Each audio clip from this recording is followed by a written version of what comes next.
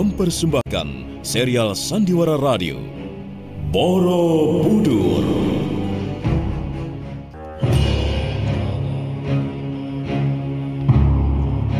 Di tanah Jawa, di saat kerajaan Mataram kokoh berdiri, setindak demi setindak, perlahan namun pasti, berdiri megah sebuah bangunan suci, Borobudur.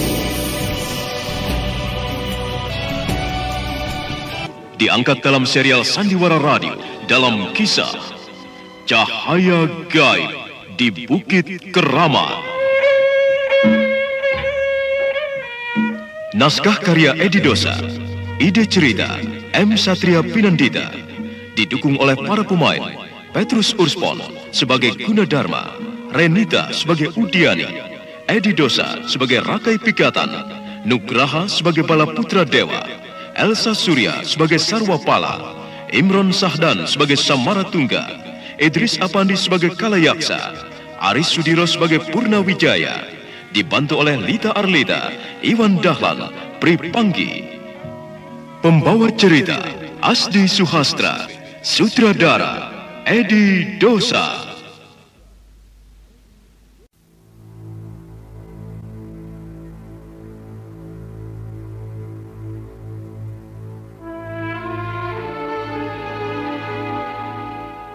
Kisah yang lalu, Udata berhasil menangkap mata-mata yang menyusup ke benteng hidup pengikut Balaputra Dewa. Mereka berhasil mengorek keterangan mengenai rencana-rencana yang dilakukan pihak Mataram.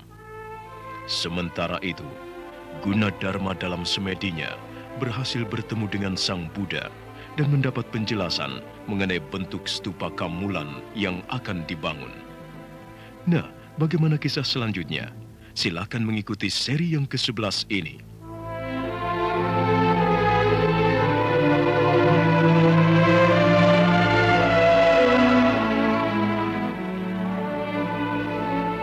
Alam berduka atas wafatnya seorang bijak. Genderang alam terdengar sebagai uluk salam perpisahan. Di desa Mendut, Gunadarma sedang membuat rancangan sebuah stupa dengan menggunakan tanah liat. Gunadarma berusaha mewujudkan gambaran yang ia terima dari Sang Buddha pada saat ia semedi. Tanpa berkedip, seluruh perhatiannya hanya ditujukan pada rancangan Kamulan, seperti yang diidamkan Sri Maharaja. Tiba-tiba perhatian Gunadarma buyar ketika ia mendengar suara-suara memanggil namanya. Dharma, Dharma kemari cepat. Dharma, kamu harus melihat keanehan alam yang langka ini. Dharma, cepat. Dharma segera mencari Ki Umbul yang berada di bawah pohon sambil jarinya menunjuk ke langit. Dharma melihat ke langit. Tampak sinar matahari agak meredup, dilingkari pelangi. Biasanya ini suatu pertanda ada seorang besar meninggal dunia. Sri Maharaja Sepuh sedang sakit keras. Jangan-jangan... Aduh, iya ya. Segalanya bisa mungkin terjadi, Dharma.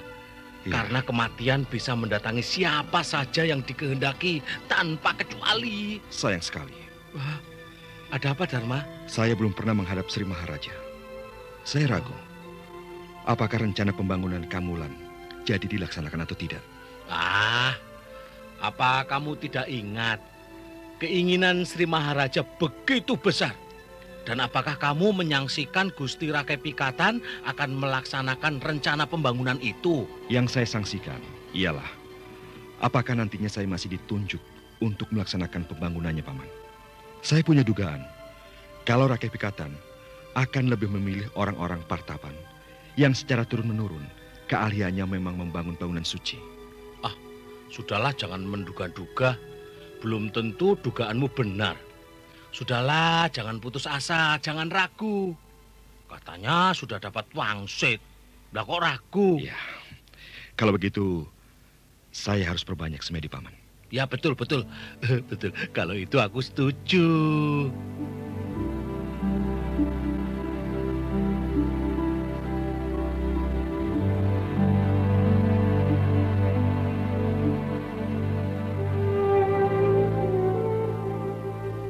Suatu malam, Di sebuah rumah mewah di desa Iwung, berkumpullah bala putra dewa lengkap dengan penasehat dan senopatinya. Apa tidak sebaiknya Nanda melayat ke Mataram? Sebab bagaimanapun yang wafat adalah saudara terdekat Ananda sendiri. Selain itu, Nanda juga sempat pasang telinga mengenai rencana mereka. Kedua menunjukkan kesan kepada mereka bahwa Ananda tidak sedang melakukan pemberontakan. Perlu kalian ketahui betapa seluruh dadaku ini merasa hancur. Mendengar berita kematian Kanda Maharaja, kakak satu darah. Maka siapapun tidak akan ada yang melebihi kedukaanku yang dalam. Walau Wardani sekalipun. Kalau begitu, turuti nasihatku. Melayatlah ke Mataram.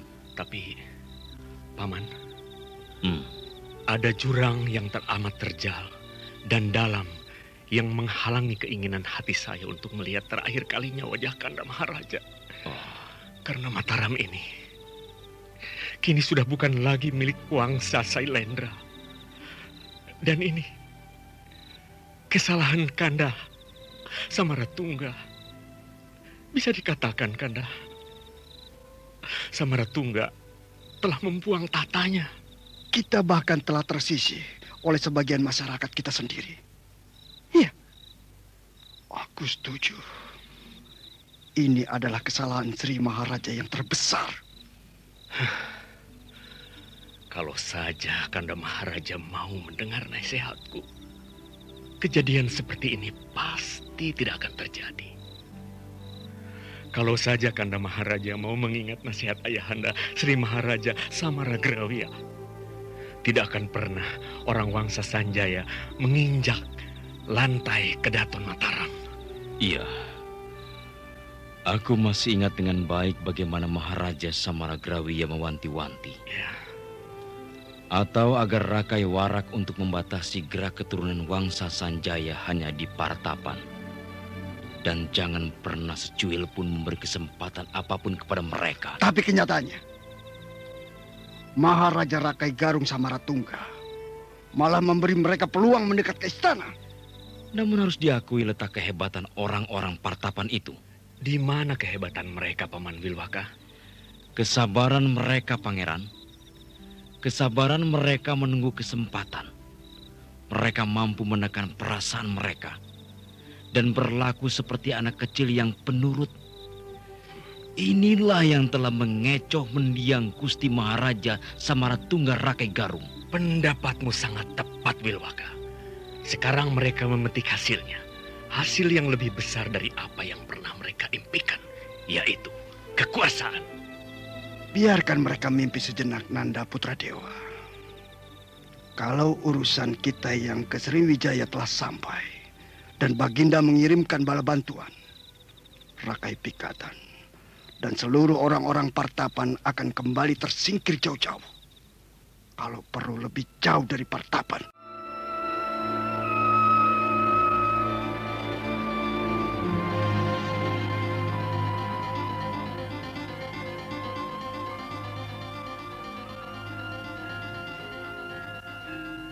Sementara itu, Balai Dangin di Taman Sari Raja Mataram, Rakai Pikatan beserta penasehat dan para keluarga Pertapan seperti Busu Tarba, Busu Baira, dan Busu Huwurian sedang membicarakan penempatan orang-orang Pertapan ke dalam pemerintahan. Yang penting, bagaimana kita mendapat dukungan dari orang-orang kepercayaan mendiang mertua saya. Busu Huwurian, aku ingin menanyakan sesuatu. Iya, Kanda. Apa yang Kanda ingin ketahui?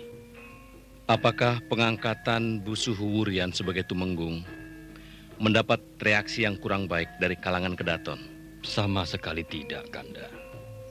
Selama ini belum ada yang menyatakan keberatan ataupun melakukan kasakusuk. Wah, bagus kalau begitu. Kendali sudah ada di tangan kita. Mau apa lagi? Nah, saya kira Rakai harus mulai mempersiapkan kekuatan untuk menanggulangi adanya rongrongan orang-orang Sailendra. Aku peringatkan kau, Bu Sutarba. Hentikan bicara tentang pertikaian antar wangsa. Aku tidak menyukai hal itu. Tetapi saya mendengar kabar bahwa Bala Putra Dewa sedang menyusun kekuatan untuk merongrong kedudukan Rakai. Iya, aku juga mendengar hal itu. Tetapi harus kita ingat bersama bahwa siasat perjuangan kita sudah berbeda dengan orang-orang tua kita. Saat ini Mataram harus bersatu dan kuat. Sebab seperti yang Bu Sutarba katakan, kita sedang menghadapi rongrongan Bala Putra Dewa yang sudah mempersiapkan pasukan mereka di desa-desa sekitar Iwung. Tapi Rakai, saya dengar Purnawijaya selalu menghalangi orang-orang kita untuk menduduki jabatan. Seperti Bu Sutarai dan Bu Sudandai yang akan diangkat menjadi tumenggung sangat sulit. Bahkan kesan saya sengaja dipersulit. Sementara dia malah mengangkat seorang pendekar yang bernama Ki Sarwapala. Pokoknya jangan menciptakan ketegangan baru, Bu Sutarba. Biarkan suasana berjalan sebagaimana biasanya dulu.